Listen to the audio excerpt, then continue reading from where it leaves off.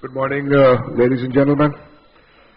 Thanks for that enlightening speech, Arnab and Shantanu. A lot of that discussion leads into what I'm going to talk about today.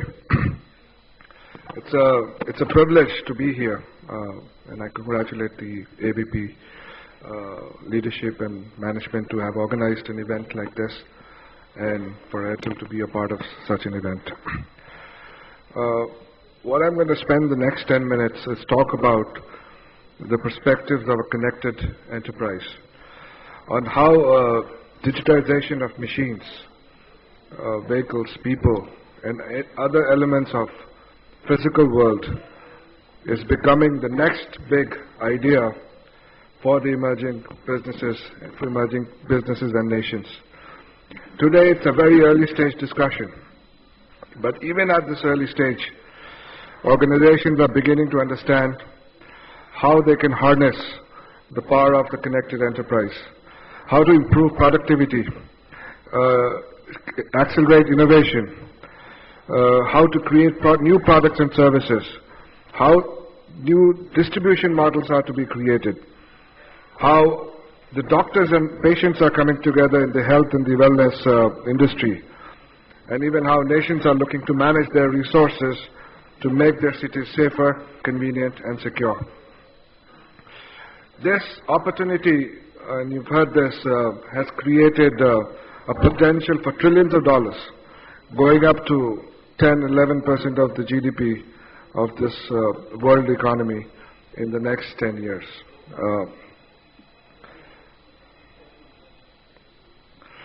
Now let's try to understand what's driving this opportunity.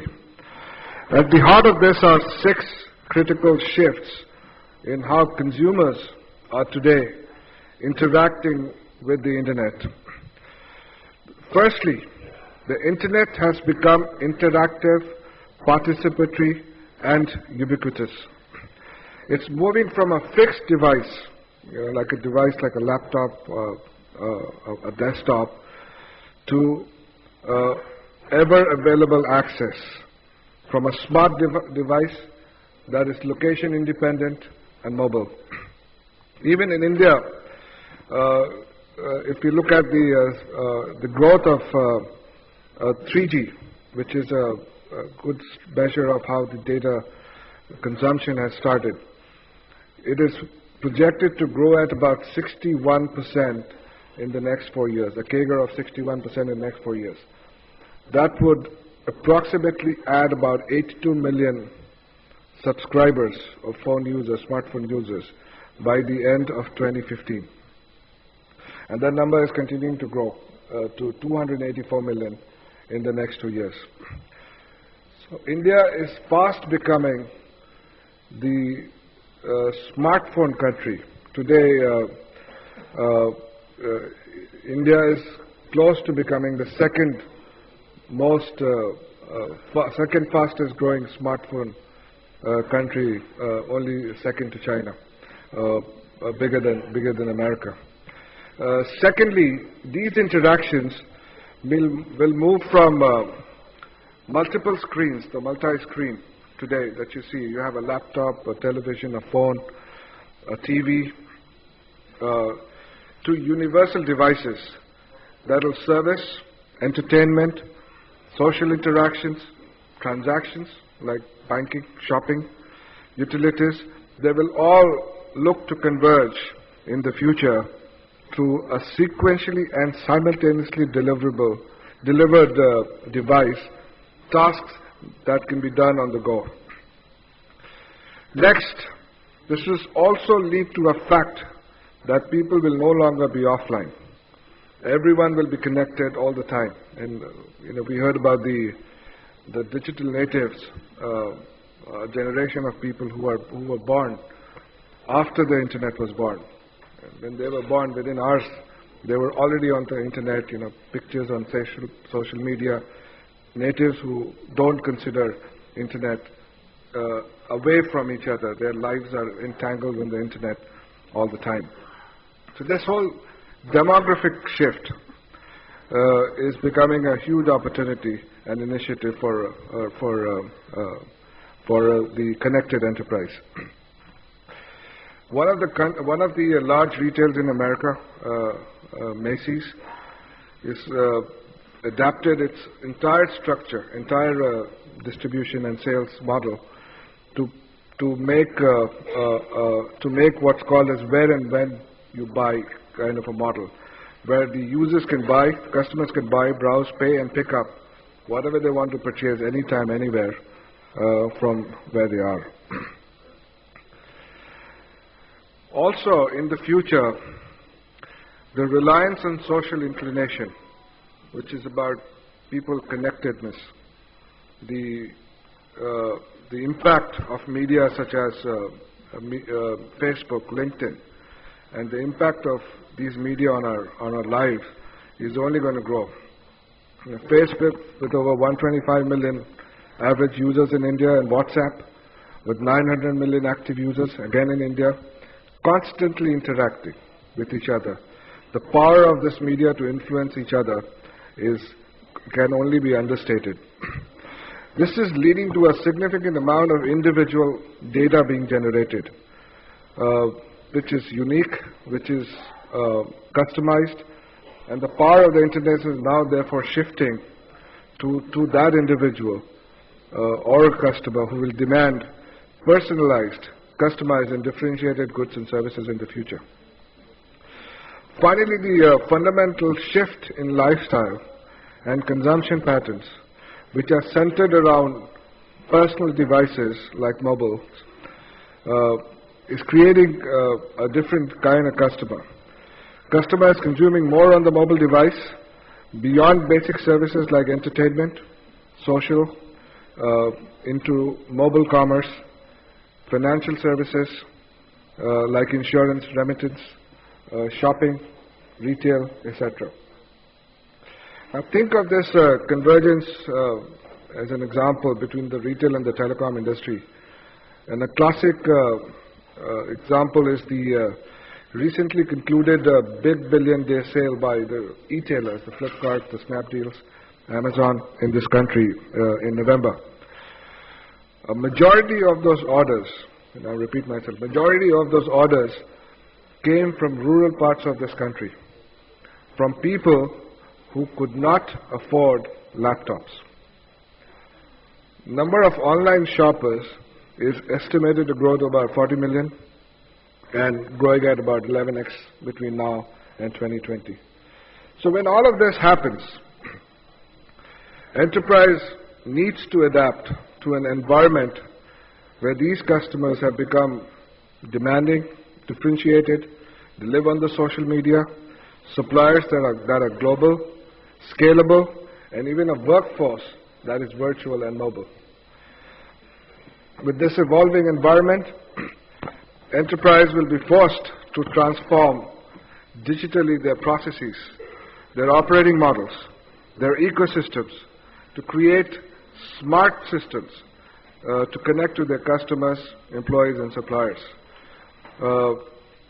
This is essential to take complete advantage of the social mobile cloud and analytic technologies and to create competitive first mover advantages in this industry. Not only the enterprise, even the government is looking to leverage the opportunity to transform the economy, societies, and people's lives.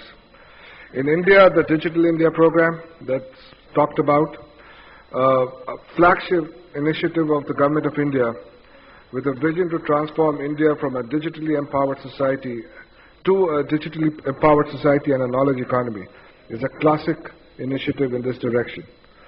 This program aims to provision of digital infrastructure to every citizen, a high-speed internet, create a secure cyberspace, create digital identities that are unique. This program is also focused on delivering governance services in real time for online and mobile platform. So citizen documents to be portable, making financial transactions available on the cloud, easy for its and cashless for its citizens. Interestingly, on the side, as this society in India evolves, women expected to constitute 33% of the total internet population from less than 20.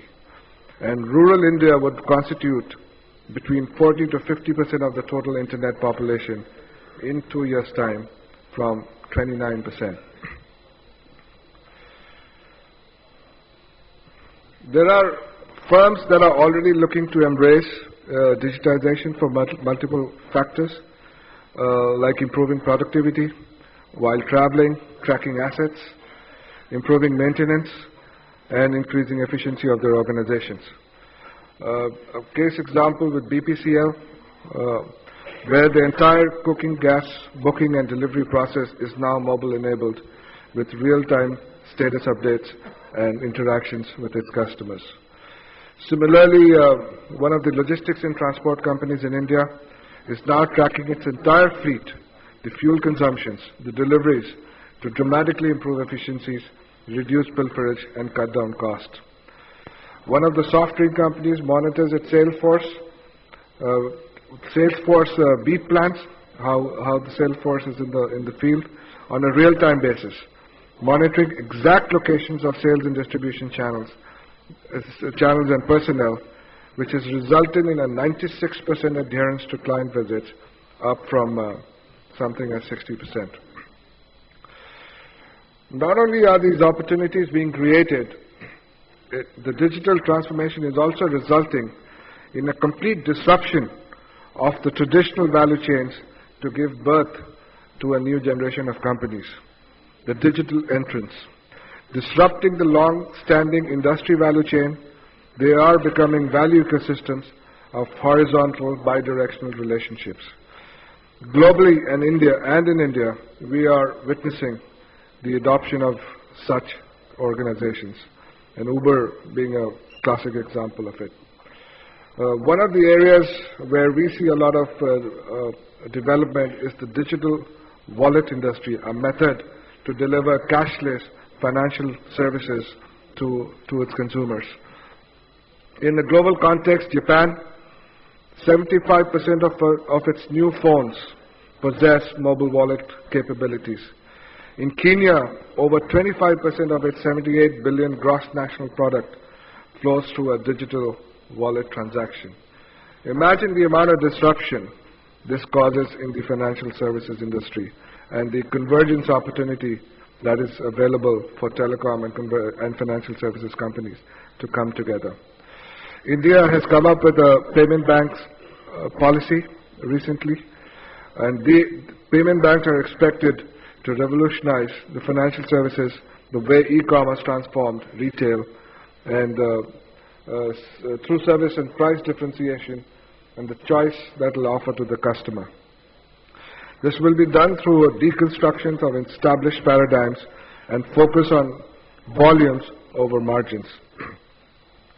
It is estimated that 41% of adult households in India do not have a banking access to a financial service or a banking service, but they have 82% of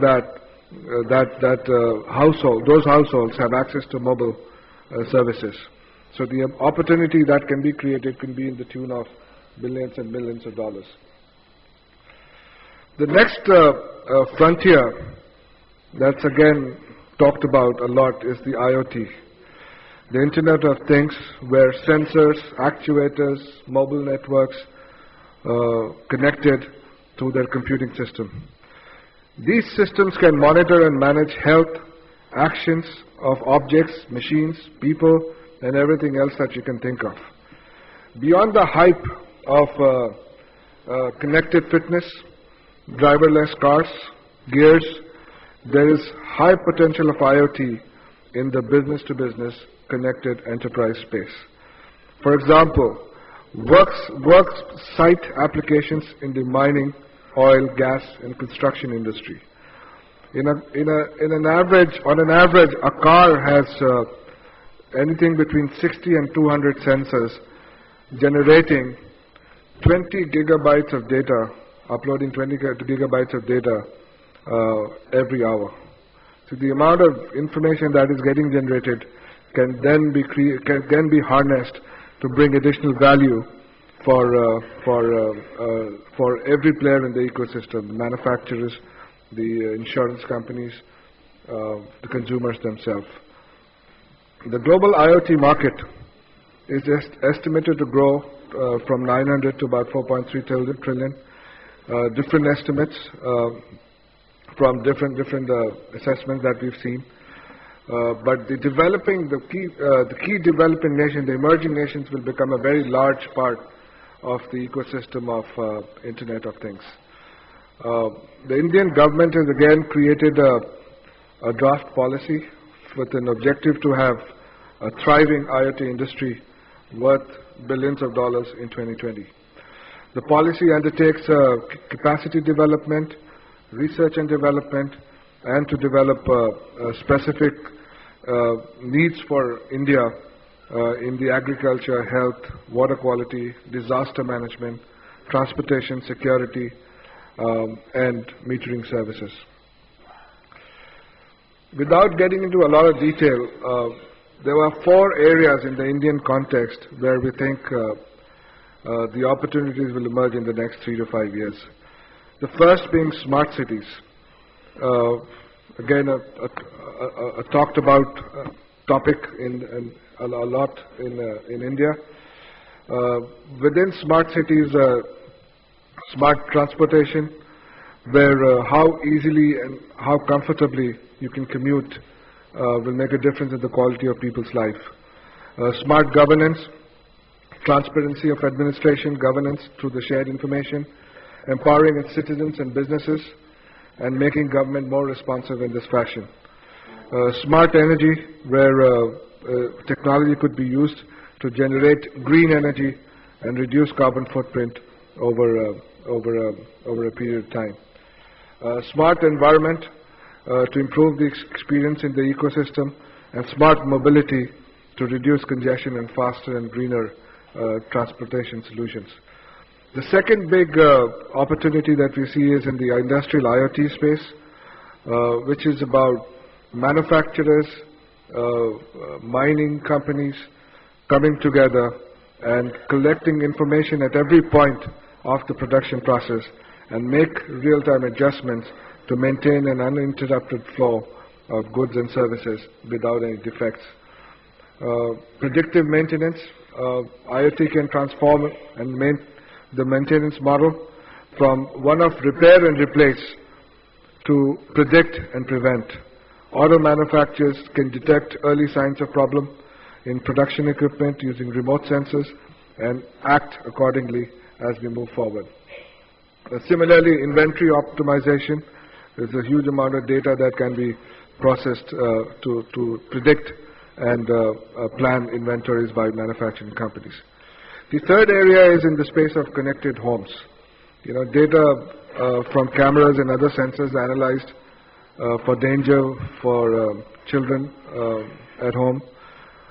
It can be used to connect societies, pools. All of this can ensure the safety around people's lives through this process. Energy management using sensor and predictive algorithms. Thermostats can detect when no one is home, switch on, switch off various devices, and learn about the usage pattern of heating and cooling, for example, to make sure the right temperature when the residents are at home. So that's the second area in connected homes. And finally, chore automation. Smart appliances like vacuum cleaners, automated robotic vacuum cleaners, vacuuming floors or chopping food can reduce the workload significantly by 17%. And the last area which will see a lot of IoT investment would be healthcare. Devices, not just from devices, wearables which are worn and carried, but also smart devices that can be inserted, injected or swallowed by people to maintain their health. They will transmit health data periodically. May or may not be attached, but they would use that health information to improve their lifestyle, and also the data that is generated can be used effectively by insurance companies, healthcare providers, and so on. So in conclusion, this convergence of machines, people, objects is a powerful idea. However, capturing the full potential of connected enterprise will require innovation in technologies, disruption in business models, as well as investments in new capabilities and talent. Again, a lot of this would come in the years to follow. It will also require all elements of the ecosystems to come together, like government, policy actions, etc. Thank you.